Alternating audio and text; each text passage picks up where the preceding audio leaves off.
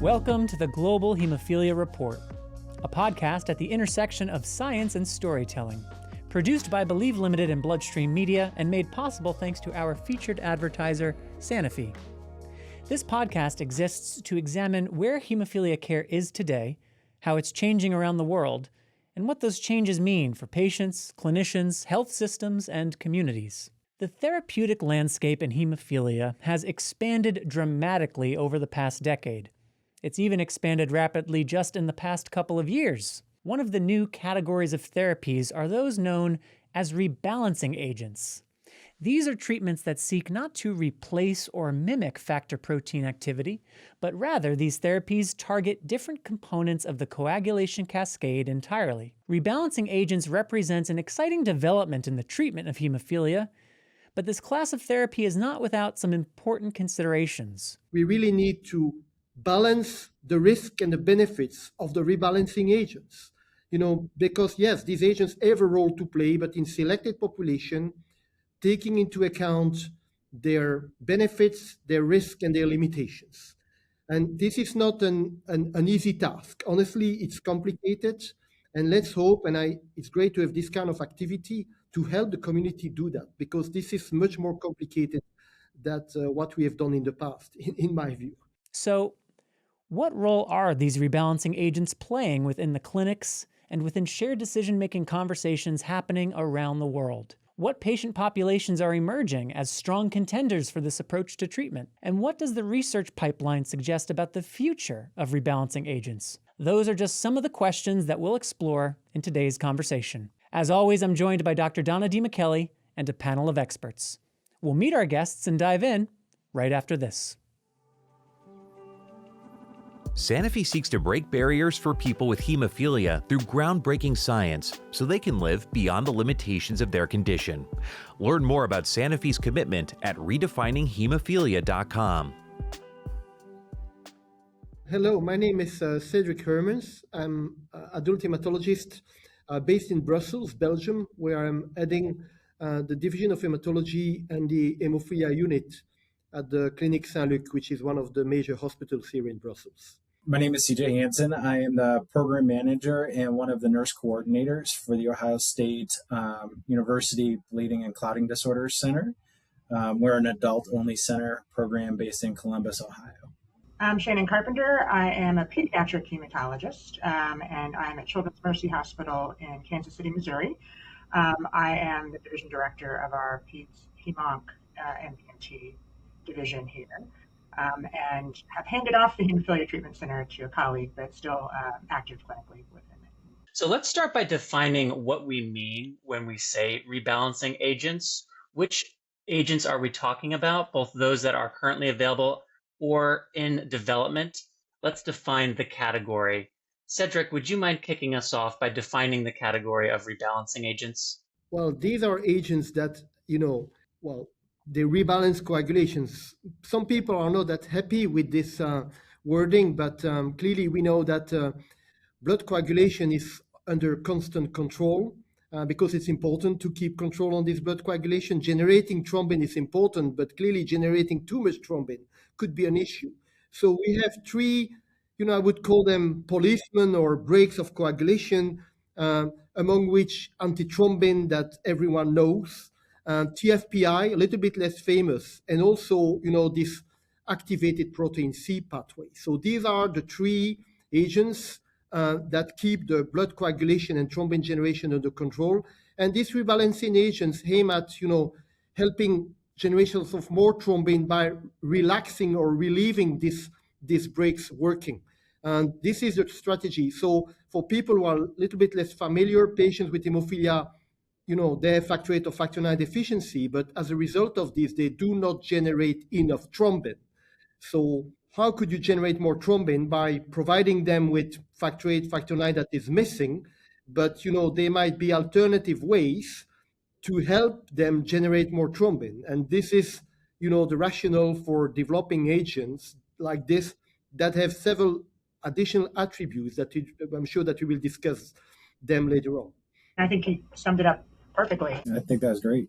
Then there are some, we'll call them persistent questions that are affecting the integration of these non-factor therapies, these rebalancing agents specifically, into our armamentarium, as it were.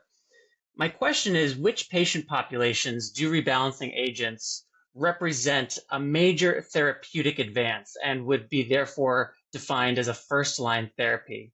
And then how would that designation affect efforts to create universal access throughout HTCs, both within the US and globally? Shannon, maybe we'll start with you for your thoughts on this. I can point to a specific patient that really, this was a life-changing development for them. This is a patient with hemophilia B with inhibitor, and had been on bypassing agents with really limited life quality of life, and ability to do things. This is a child who, over 5 years of his life, from the age about 3 to 8, really didn't have much outside his life, to do. And then concizumab, one of the rebalancing agents which inhibits TFPI, was developed, and he was on the compassionate use initially. And it's a big change. He was having lots of line-related infections, and he was able to get his line out. And even with a daily injection, he's been able to swim, and really his life has changed. Yeah, so interestingly enough, we had a similar case, but this was a severe factor A patient with inhibitor who had allergies to emicizumab. So was still on bypassing agents, and was, again, quality of life was definitely an issue. I think for those who have not had really good options, and I think even with all of our advances in hemophilia treatment, hemophilia B with inhibitors is a very clear group of people who don't have a lot of options. These are really impactful treatments, and I can speak from personal experience watching his life change with that. So these new rebalancing agents, obviously, we could incorporate those, and it's had a life-changing for this patient specifically.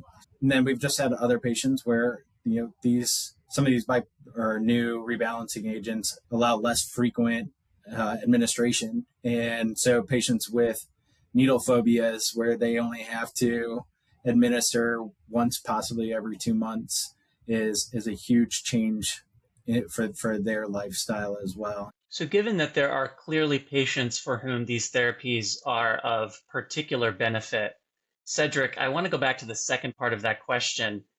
How does this impact the ability to create universal access through treatment centers around the world for these rebalancing agents? Well, just first would like to emphasize the fact that, the treatment ambitions today are first provide prophylaxis to all patients with a severe bleeding phenotype. And the second one is to have ideally zero bleed in all these patients. So this is really what's driving my practice. And I think that most treaters want to achieve the same. Let's be honest, with replacement therapy, I mean concentrate factor 8, factor 9, it's problematic. It's IV, the half-life is more or less shorter, and immunogenicity is an issue. So, these three limitations have recently, driven major innovations in our field. Because yes, we can improve the half-life of factor 8, factor 9, we can do this, but still, these treatments still need to be given IV. Immunogenicity remains a problem. So, emicizumab, Hemlibra have been instrumental in changing the life of many patients with hemophilia A, but we don't have that kind of alternative for hemophilia B patient. And not all patients are treatable with Hemlibra. So I think, this kind of treatment option should really help us, to reach these quite ambitious goals of prophy for all and zero bleed for all. It's clear that, and I'm sure that we will discuss this later on, we really need to identify who are the best candidates. But these drugs will certainly play a major role in, helping us achieving these ambitions. Hemophilia A and B are both bleeding disorders. However, they have their own unique pathologies and clinical features. Preclinical studies have shown that after infusion, individuals have 3 times more factor 9 in the extravascular space than they do in the bloodstream. Due to the distinct behavior of factor IX, multiple pharmacokinetic or PK parameters should be considered when assessing the treatment and management of hemophilia B. So what does this mean for people with hemophilia? Visit the bigger picture in hemb.com. This site is intended for US HCPs only. So what assessments or tools are being utilized in order to make decisions about which patients are best fit for these therapies? How are you making these determinations? I think that options are limited for some patients, and so I think that will drive decisions initially as these drugs come on the market. It will be those patients for whom other options are not really working or really aren't available to them. And then as we see how that impacts their care, then I think it will potentially grow to be patients where it's a choice more, and it's more about what they want versus, having limited other options for treatment. I think along those lines too, working with strictly an adult population, part of it is, different liver health, other comorbidities that patients have, help present questions for what patients are we would suggest or make those changes for. Obviously, patients that with inhibitors A or B, especially with hemophilia B, this gives a lot more options for treatment for them. Well, clearly, venous access, is certainly one of the key aspects. Many patients are not ready for venous access, and venous access is less and less acceptable by many patients. And the second one, is to be able to provide efficient prophylaxis. Prophylaxis that works, good bleed control, and that is also safe, and that patients can really manage themselves at home. Storage of some of these medications is optimal over factor products because the shelf life without having to be refrigerated for long periods of time is beneficial. Travel is easier now. So there's just some things it's a lot easier to store. There's lots of little benefits for quality of life purposes. So in my view, this is really guiding my treatment choice and helping me in the discussion, the conversation I have with each of my patients. It's clear that rebalancing will likely not be the treatment of choice for everyone, but it's very likely that some patients will be good candidates. They have to be carefully identified. This may be my bias as a lived experience expert or from the work that I do, but for so long I've considered factor replacement to really be the backbone, as it were, of hemophilia care. And of course, with the introduction of mimetics and now other non-factor therapies, that's an idea that's been challenged. I'm curious to know the opinion of this group. Is factor, in your mind, given especially what Cedric just laid out about some of its limitations, is factor still the backbone of therapy? I think that it is the first thing we think of. Whether that is, what we should be doing or not is another thing entirely. I think we still need factor VIII. All the new agents that we have, the non-replacement, are no monotherapies. You still need factor VIII on top our adjuvant therapy in case of trauma, accident, surgery. And let's not forget that we now have in our hands high sustained or ultra-long factor VIII that allows treatment once a week with nearly normalizations of coagulation during several days. But it's a great product, but the problem is that you have to be able to inject yourself with that product. And this is a skill that not everyone has. So yes, I think there is still a major role for factor VIII. You still need factor VIII in several conditions. The question is which factor VIII is ideal. One of the questions that we are looking at, and not just Ohio State, but it's becoming a question, is the lack of factor products or the lack of factor use for patients. What effect does that have on patients over lifespan? Bone health being a question in the United States and everything else. So if we move away from factor products, what actual effects does this have on patient quality of life down the road? And we just don't know. A lot of pediatric patients that are on Hemlibra for life and don't have factor exposure, what impact does that have down the line? And so those are new questions that are coming out into the arena as well. But I do think that particularly in pediatrics, when we start talking to an infant's parents about their treatment, it is not the backbone of therapy as much anymore. And I know we're talking about rebalancing agents, but I will specifically refer to emicizumab in this particular case because the ability to start a patient on prophylaxis in infancy that does not require intravenous treatment, that we know is efficacious, doesn't require indwelling line that we know has lots of complications associated with it. At least in infancy, I would say we've moved away from factor being the initial backbone of therapy for the severe hemophilia A patient. So in terms of infants with hemophilia B, how are you approaching them? And how has that significantly changed, like your approach, let's say a new baby with severe hemophilia B? Especially since for a lot of these rebalancing agents, unlike emicizumab, there isn't a lot of early data, infant data, neonate data. So I'm just wondering how that practice extrapolates to hemophilia B.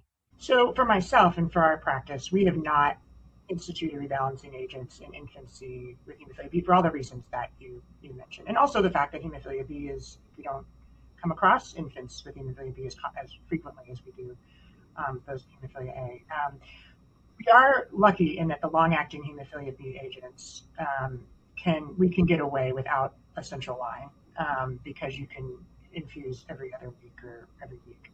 And are you still doing gene mutation analysis for every new diagnosis? And I'm wondering how rebalancing agents might figure in a baby who has a complete deletion. We will attempt to get genetic testing on everyone, and there have been some really nice resources that the community has offered so that we've been able to do that more easily than relying upon commercial insurance. I will say that at least in the U.S., and this is where I'm jealous of Cedric, we don't, insurance almost blanket denies genetic testing. So I know we talk about trying to balance risk and benefit, and we talk about trying to individualize therapy. My question is, apart from a good family history, maybe some genetic testing, do we have the tools to actually do that? One of the issues that you highlight in your paper is that a lot of these agents rely on thrombin generation, and yet we don't have very good assays to both understand baseline thrombin generation and potential thrombotic risk, or or potential for bleeding, given the amplitude of thrombin generation with these agents. You can rely on your personal family history, things like that.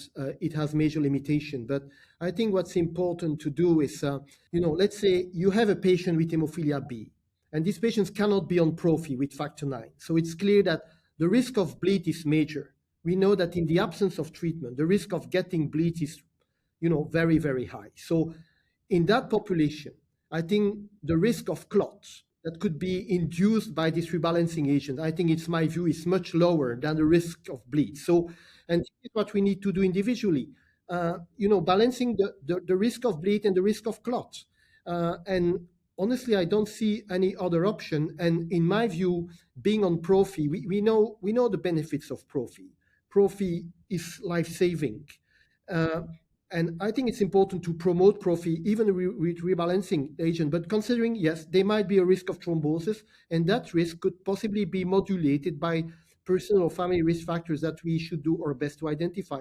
Considering also that these agents have, as I wrote in my paper, a narrow therapeutic window. So if you give a little bit too much of them, you increase the risk of clot. And if you give not enough of them, you increase the risk of bleed. So this is a narrow window, and we need to take this into account and also openly discuss this with the patient.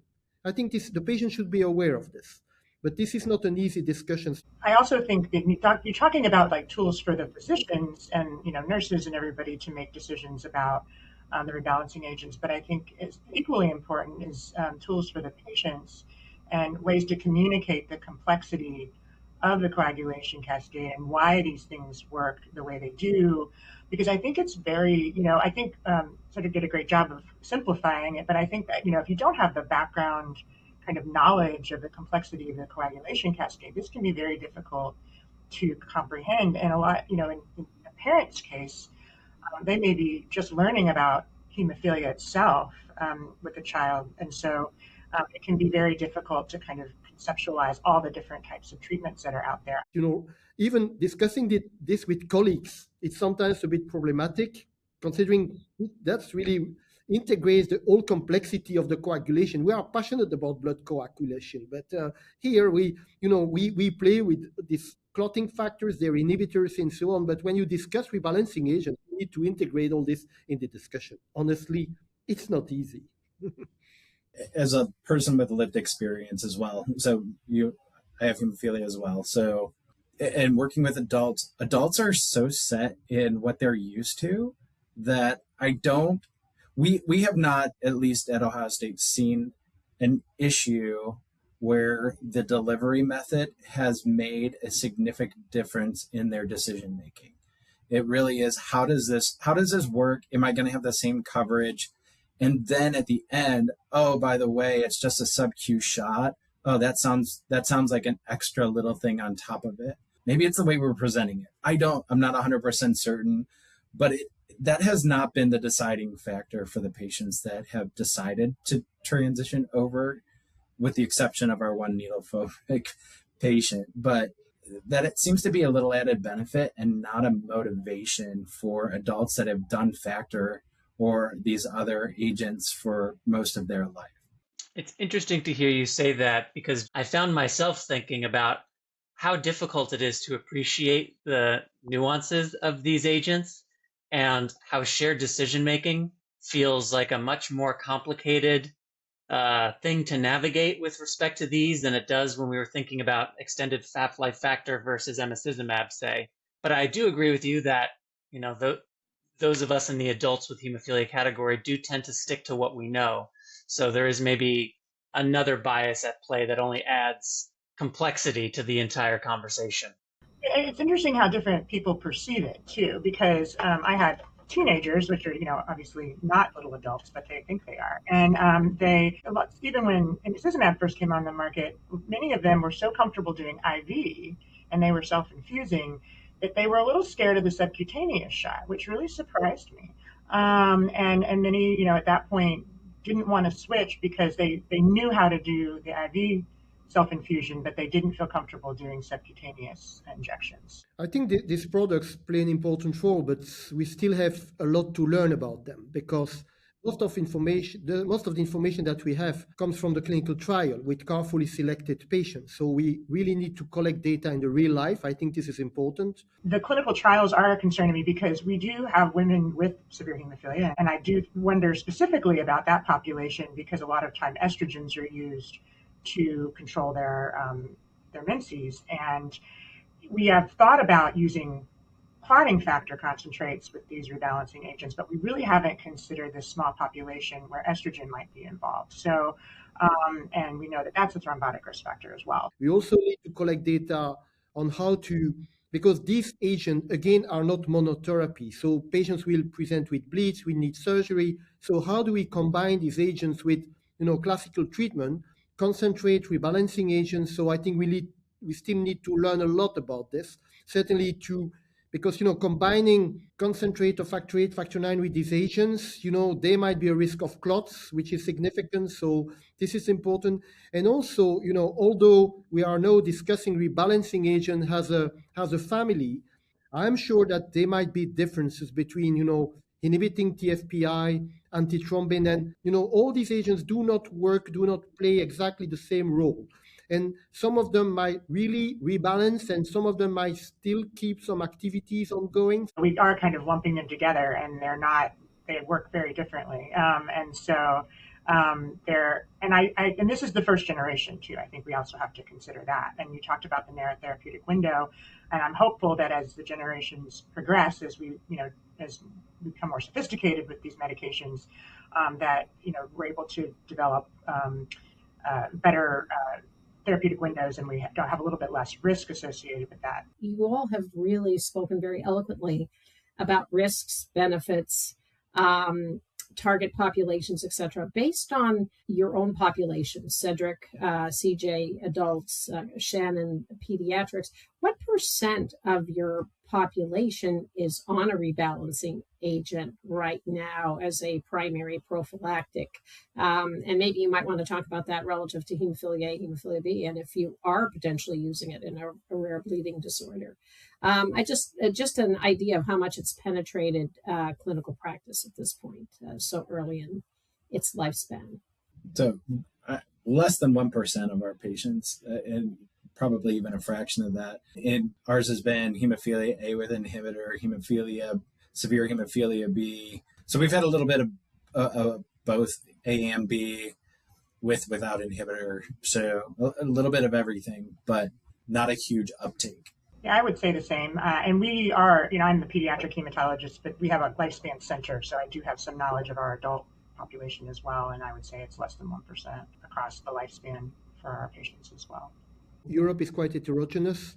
So in my country, it's not yet available. We are waiting for a reimbursement, but in neighboring countries like Germany, Austria, some of these drugs are currently available. And, yes, their uptake is not that bad, especially in hemophilia B patient. They are really perceived as some sort of EMI for hemophilia B patient. I'm not always fully supportive of their decision to do this, but this is I assume that if colleagues did this, that's because they felt that there was a real need. But yes, these drugs are progressively penetrating the market, but I do not expect a huge uptake rapidly. I think it will take time. And people are waiting for real-life data. There certainly have been some questions about efficacy or in the real world effectiveness and safety. Cedric, in your paper, and also in this session, you talked about really one of the goals being no bleeding.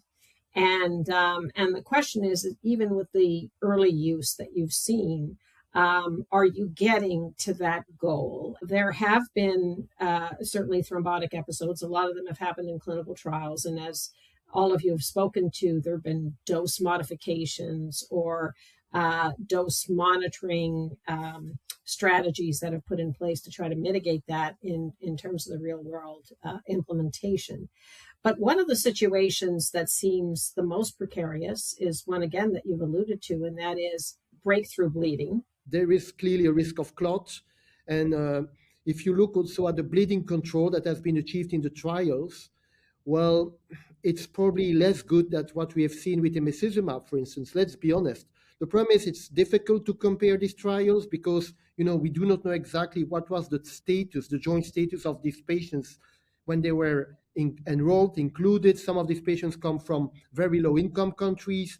So, comparing these studies is, in my view, quite challenging. So that's why I think we absolutely need real life data. It's difficult to know exactly how many cases we had of clot. And, also it's difficult to know whether these clots were intrinsically related to the mode of action or whether they were due to a mismanagement. I mean, there have been some patients who clearly were mismanaged.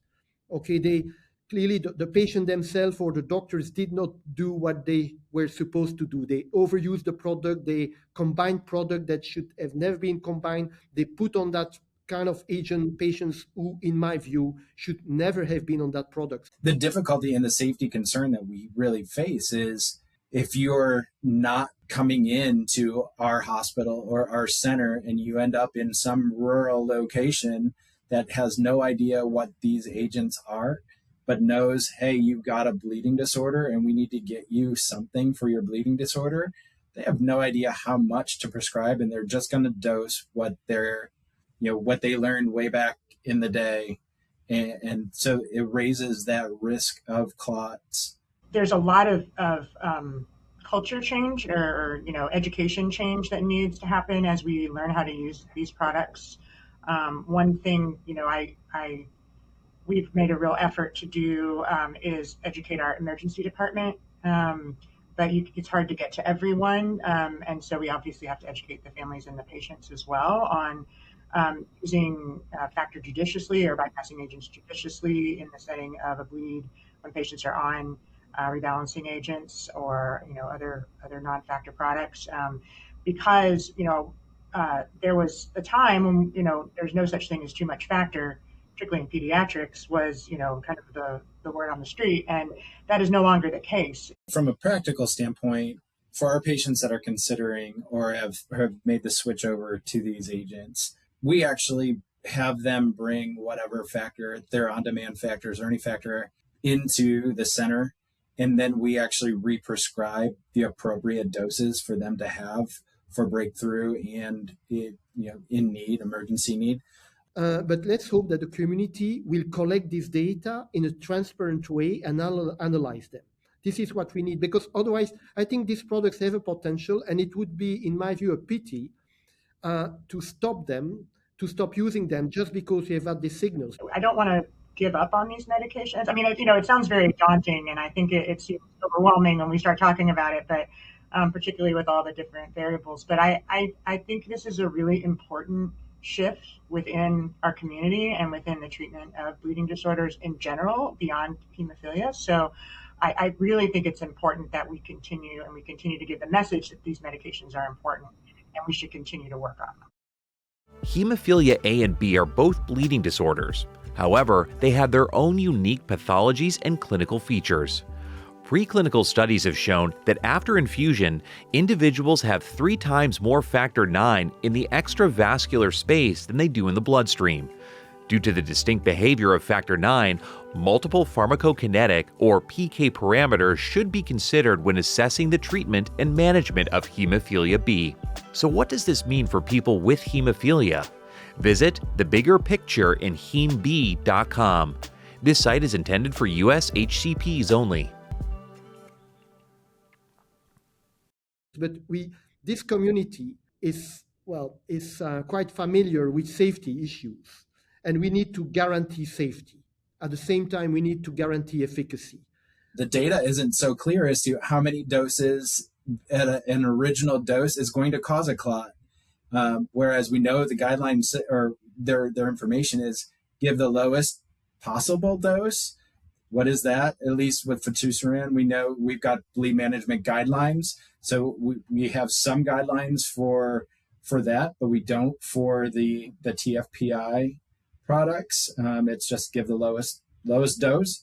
What is that for some people? It could be different. So there are a lot of safety questions. And again, for the adults, it's looking at comorbidities. What, is this product safe for you? Because we're just not sure how it plays into some cardiac issues where you already have thrombotic, increased thrombotic possibilities to begin with. For women that are going to be or want to be pregnant, pregnancy creates different thrombotic risks. And the data that we have are a little bit concerning, and that's why I think we need to collect new data. That would be my interpretation of the current situation. To that end, what Cedric made the point earlier that this is really a family of therapies and different mechanisms of action that are lumped into this category of rebalancing agents. From the family, is there a particular agent or a particular bit of research that's happening currently that each of you are maybe more curious or interested to follow than either other pieces of research or other mechanisms of action? From this family of rebalancing agents, for each of you, what's most exciting as we think ahead 2026, 7, 8, and beyond? I'm trying to think of from a center perspective. I currently, with the indications, the fitusiran is what sticks out with the antithrombin, only simply because currently it's allowable for AB with and without inhibitors. So it has the widest spread.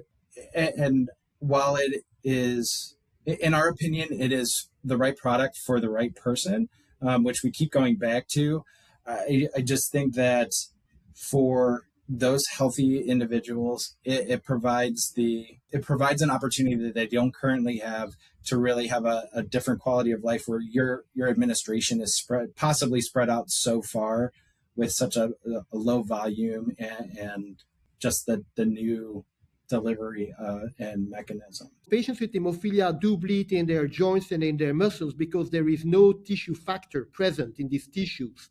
So it really makes sense to inhibit TFPI. And, the results of, like marstacimab or one of the rebalancing agents on target joints might really suggest that targeting TFPI might have a great effect in the joints. What I'm looking forward to in the research, I'm going to take two approaches. One is the easy pediatric approach, which is I want child data down to infancy, which is going to be our answer to pretty much any question about research. The other piece that I think is, that Cedric kind of alluded to, that I think is really fascinating from my, on the pure nerd side, is the impact outside of coagulation on, we know that the coagulation system is really integral to immune response and other immunological responses. We talked about bone health already. So I think the really interesting thing would be to see how some of this plays out across and learn about the intricacies of coagulation beyond treatment, but also our understanding of how we function. So I think that part is going to be really, really cool. I think each of them could have specific strengths, but I think we are too early in their development and we don't have yet enough data. But, it's so complex, collecting data. Maybe, people say that AI will help us, dissect this complexity, but we need data and we need to analyze and collect this data. I think in AFN, there is an effort to collect that data, both through the AFN Transcends study, which is all hemophilia patients are eligible. And then with the previously untreated patients, the arm that I lead, we definitely are getting as much information as we can on any sort of treatment that is instituted. From a real world data observational study kind of way. Now, I think we need to emphasize the fact that, we have had tragedies in this community with HIV, HCV contamination. And then we went through a period of clotting factor concentrate, that are safe. Honestly, I am not aware of any dead patient, any patients who died because of this agent. And now with all this disruptive treatment, we are entering a new era where safety could be an issue. So I think the responsibility of this community is to collect the data. If we do not collect the data, we could be blamed for this. We have been blamed in the past for not anticipating what happened. So I think there is a major responsibility on our shoulders is to collect the data. Every treater, prescribing this kind of agents should collect the data and share them with the community. Because if there was any signal, we need to make sure that we identify it quickly and give us time to react and take the appropriate measure. The community would not forgive us if we repeat, some, mismanagement in the past. Wow. What a robust and thorough conversation on rebalancing agents. I'd like to thank Drs. Hermans, Carpenter, and Hansen for joining Dr. DiMichele and me for this Global Hemophilia Report conversation. There are 4 major takeaways that stand out to me as I reflect on that dialogue. Number 1, we need more data. We say that a lot on this show, but it's true. Most rebalancing agent data comes from clinical trials. We need real-world data to better understand things such as safety signals and dosing strategies. More data is crucial. Number 2, we need more and stronger tools for communicating the complexity of the coagulation cascade, especially for patients, if we expect sincere and meaningful shared decision-making conversations to take place. Without good educational information on rebalancing agents, how can a patient meaningfully consider the option? Number 3, rebalancing agents is an umbrella term used to describe a number of different treatment options, each of which targets a different aspect of the coagulation cascade. To some degree, it's fine to discuss this treatment class as a family, so to speak, but for patients and providers to truly understand the landscape, important distinctions must be made. And number 4, Dr. Hermans said something interesting about targeting TFPI with respect to joint health. It really makes sense to inhibit TFPI. And, targeting TFPI might have a great effect in the joints. I highlight this comment because it takes me back to foundational hemophilia self-care. Prevent bleeds, protect the joints. And here, by targeting TFPI, for example, we may have a therapeutic option that helps protect joints in ways unlike previous therapies. We don't yet know. which is why more data is crucial. But the potential exists for these therapies to perform in exceptional ways, at least for certain people. There is clearly still so much more to learn. If you like what you heard today on the Global Hemophilia Report, please share this episode with a friend, family member, or colleague. And if you haven't already, please subscribe to the Global Hemophilia Report wherever you listen to podcasts. You'll also find links to previous episodes by visiting globalhemophiliareport.com. Thank you to our featured advertiser, Sanofi, and thanks to my counterpart, Dr. Donna DiMichele. My name is Patrick James Lynch, and until next time.